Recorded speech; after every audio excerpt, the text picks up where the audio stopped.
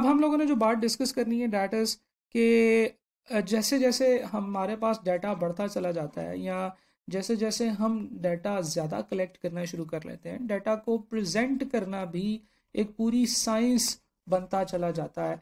वो हमें जो है ना वो उस डाटा को कैसे प्रेजेंट करना चाहिए, डाटा के अंदर वैल्यूज़ जो हैं वो किस तरह से हैं, उनको हम लोग प्रेजेंट करने के लिए डिफरेंट टाइप के डाटा प्रेजेंटेशन वैल्यूज जो चीज़ें ना वो देखना शुरू करने लगे हैं। तो अभी जो ब्रेक से पहले हमने जो पढ़ा था that was some sort of data summarization, कि जिसमें हम लोगों ने पढ़ा था कि डाटा को समराइज कैसे कर सकते हैं, उसमें से डिफरेंट टाइप की इंफॉर्मेशन कैसे निकाली जा सकती है। अब जो हम लोग इस ब्रेक के बाद जो सेशन करने लगे हैं, इसमें हम लोग पढ़ेंगे कि डाटा को प्रेजेंट कैसे किया जाना चाहिए जो कि एक मीनिंगफुल वे भी हो और लोग जो हैं वो इसको ना सिर्फ समझ सकें बल्कि इसमें से इंफॉर्मेशन जो है ना वो एक्सट्रैक्ट कर सके। तो कंटिन्यू करते हैं जी। हमने बात की कि जैसे जैसे हमारे पास डाटा में वेरिएबिलिटी ज़्यादा आती जाएगी, जैसे जैसे हम ऑब्जर्वेशंस इंक्रीज करते चले जाएंगे, we need some more intelligent ways to present the data. ठीक है जी। अब अगर डाटा आपके पास ज़्यादा हो गया है तो आपको सिर्फ उसको ऐसे नंबर ऑफ वैल्यूज़ के तौर पर लिखना जो है ना वो एक मीनिंगफुल इंफॉर्मेशन क्रिएट नहीं करेगा। You will not be able to identify कि ये डाटा क्या है, इसके ट्रेंड्स क्या हैं, इसमें कौन कौन सी जो है ना वो इन्फॉर्मेशन है। तो you will not be able to identify that. तो फिर स्टार्ट्स के अंदर कुछ रूल्स हैं कि वो डाटा को प्रेजेंट करने के हवाले से कुछ गाइडलाइंस देते हैं कि यार अगर आपके पास इस तरह का डाटा हो तो आप इसको ऐसे रिप्रेजेंट कर लो, ऐसा डाटा हो तो ऐसे रिप्रेजेंट कर लो। ठीक है जी। तो ये गाइडलाइंस जो है अब हम लोग पढ़ने लगे हैं। और फर्स्ट करें कि अगर आपके पास डाटा है थोड़ा, आपके पास डाटा है जी 6 ऑब्जर्वेशन है, 1 3 9 3 4 5। तो ये तो आप ऐसे प्रेजेंट कर सकते हैं। आप इसमें जो सबसे जो बेसिक जो प्रेजेंटेशन के हवाले से आप इसमें चेंज कर सकते हैं वो ये कर सकते हैं कि आप इस डाटा को असेंडिंग ऑर्डर में सॉर्ट कर दें। ठीक है जी। अब ये भी एक बड़ी मजे की इंफॉर्मेशन है कि आपने डाटा को असेंडिंग ऑर्डर में सॉर्ट कर दिया तो you will be able to identify various things from this data, various observations from this data. लेकिन अगर आपके पास डाटा थोड़ा और ज़्यादा हुआ है, यानी कि आपने टोटल 30 ऑब्जर्वेशंस ली हैं, तो शायद इसको असेंडिंग ऑर्डर में तरतीब देने से आपको कोई इतना बेनिफिट नहीं होगा। तो वो कहते हैं कि जनाब अगर आपके पास यूनिक वैल्यूज़ आप देखें कितनी है डाटा के अंदर, तो अगर आपके पास यूनिक वैल्यूज़ कम है, ऑब्जर्वेशन चाहे ज़्यादा भी हैं, 30 हैं 50 हैं, if you have laser unique values, तो आपको जो प्रेजेंटेशन मेथड होना चाहिए that should be ungrouped frequency distribution, जिसमें ग्रुप्स नहीं बने हुए हैं, अनग्रुप्ड हैं, एक एक वैल्यू है और उसकी वो कितनी कितनी दफ़ा रिपीट हुई है ये बता दें। तो बजाय इसके कि आप इनको सीधा सीधा करके लिखें, आप हर वैल्यू लिखें कि कौन सी वैल्यू कितनी कितनी दफ़ा रिपीट हुई है और आप उसके आगे ये लिख दें कि वो कौन कौन सी वैल्यूज़ हैं जो रिपीट हो रही हैं। तो हमारे पास 18 19 20 21 22 23 24 और 25 है और ये कितनी कितनी दफ़ा रिपीट हो रही है ये लिख दें। इसे हम कहते हैं कि ये फ्रीक्वेंसी डिस्ट्रीब्यूशन है क्योंकि इसमें फ्रीक्वेंसी है, और ये अनग्रुप्ड है क्योंकि इसमें ग्रुप्स नहीं बने हुए।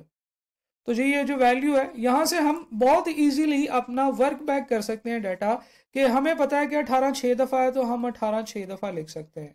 ठीक है जी। उसके बाद हमें पता है कि 19 जो है वो 3 दफ़ा है, तो हम लोग 19 को जो है ना वो 3 दफ़ा लिख देंगे। तो अब हमने इस चार्ट से, इस प्रेजेंटेशन मेथड से अपना डाटा वापस वर्क बैक कर सकते हैं कि ये हमारा डाटा था। ठीक है जी। तो this is ungroup frequency distribution. तो उसी तमाम डाटा को बिल्कुल वैसे का वैसे ही हमने यहाँ पे लिखा है, बट हमने यहाँ पे अक्लमंदी दिखाते हुए डाटा को एक अच्छे तरीके से प्रेजेंट करने की कोशिश की है कि यार 18 जो है वो 6 दफ़ा है, 19 3 दफ़ा है, 20 6 दफ़ा है, 21 2 दफ़ा है, 22 4 दफ़ा है, 23 2 दफ़ा है, 24 2 दफ़ा है, 25 5 दफ़ा है। तो इस तरह के डाटा को हम अनग्रुप फ्रीक्वेंसी डिस्ट्रीब्यूशन कहते हैं। अनग्रुप फ्रीक्वेंसी डिस्ट्रीब्यूशन में भी कभी कभार आपको कुछ कैलकुलेशंस करने के लिए कहा जाता है। फॉर एग्जांपल वो आपको कहता है कि बताएं कि टोटल नंबर ऑफ ऑब्जर्वेशंस कितनी है, नंबर ऑफ ऑब्जर्वेशंस। ठीक है जी। आप कहते हैं कि जी नंबर ऑफ ऑब्जर्वेशंस तो होता है n, तो अब हमारे पास वैल्यूज ही नहीं है, तो where do we find n। Basically ये आपको पता है कि कितनी कितनी ऑब्जर्वेशन है, तो जब आप इन सबको सम करोगे तो you will get 30, this is your number of n। तो समीशन f जो है वो n के इक्वल होता है और इस वक्त यहाँ पे वो है 30। सिमिलरली वो आपसे ये भी कह सकते हैं कि भाई इसका मीन फाइंड आउट करें। तो मीन के केस में क्या होता था, तमाम वैल्यूज को ऐड करना होता था। तो 18 6 दफ़ा है तो हम लोग कैलकुलेटर पे लिखेंगे 18 जमा 18 जमा 18 और इस तरह से 6 दफ़ा 18 लिख देंगे। क्या ख्याल है?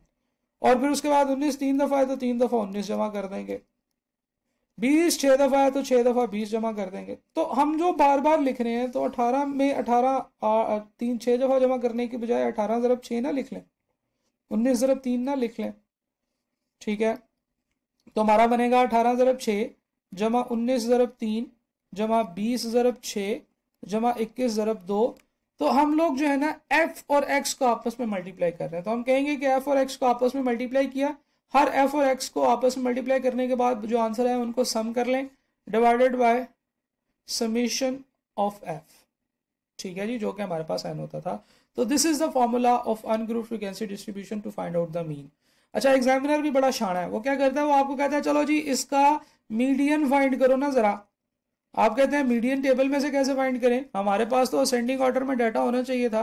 तो मजे की बात यह है कि देखें ये डाटा असेंडिंग ऑर्डर में ही तो लिखा हुआ है, क्या ख्याल है, आपको डाटा असेंडिंग ऑर्डर में दिया हुआ है। उसने कहा जी 18 6 दफ़ा है, तो एक्चुअली डाटा है 18 18 18 18 18 और फिर उसके बाद 19 19 19, इस तरीके से ये आपका डाटा है।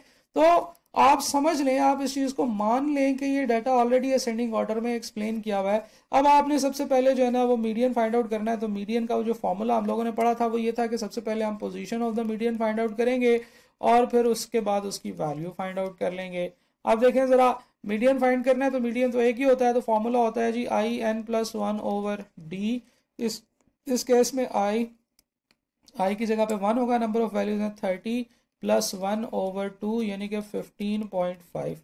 15.5 वैल्यू कौन सी होगी, this is now you need to find out के 15th value plus 0.5 of 16th minus 15th value, यही फाइंड आउट करना होता है ना। अब 15th वैल्यू क्या होगी, पहली 6 वैल्यूज तो हैं, वो है जनाब 18, 7वीं 8वीं और 9वीं वैल्यू जो है वो है जी 19, 10वीं 11वीं 12वीं 13वीं 14वीं 6 वैल्यूज है ना, 20 1 2 3 4 5 और 6, 15वीं वैल्यू है 20।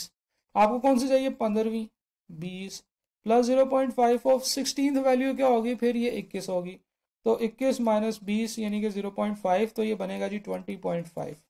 दिस इज योर मीडियन, ठीक है जी। तो बजाय इसके कि मैं हर दफ़ा हर एक के सामने लिखूं, मैं यहाँ पे वो बना लेता हूँ कि कौन सी वैल्यू इसकी आखिरी जा रही है। 1 से लेकर 6 तक ये वैल्यूज हैं ऑब्जर्वेशंस, 7 से लेकर 9 तक ये ऑब्जर्वेशंस हैं, तो ये 9 पे जाकर ख़त्म हो जाती है। 9 से लेकर आगे 6 यानी कि 9 से 6 15 तक तो ये ऑब्जर्वेशन है, 15 में 2 ऐड किए 17 तक ये ऑब्जर्वेशन है। तो ये वो less than cumulative frequency table बनता चला जा रहा है। तो ये हम लोग इजीली यहाँ से फाइंड आउट कर सकते हैं। इसी तरीके से मॉड फाइंड करना तो यहाँ पे सबसे ईजी है।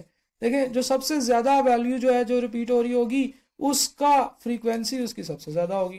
तो ये जनाब यहाँ पे 2 मॉड्स हैं जी, 18 भी है और 20 भी है, ठीक है जी। इस तरीके से हम लोग मीन मीडियन और मॉड वगैरह अनग्रुप फ्रीक्वेंसी डिस्ट्रीब्यूशन से बहुत इजीली फाइंड आउट कर सकते हैं। हम लोग वापस चलते हैं।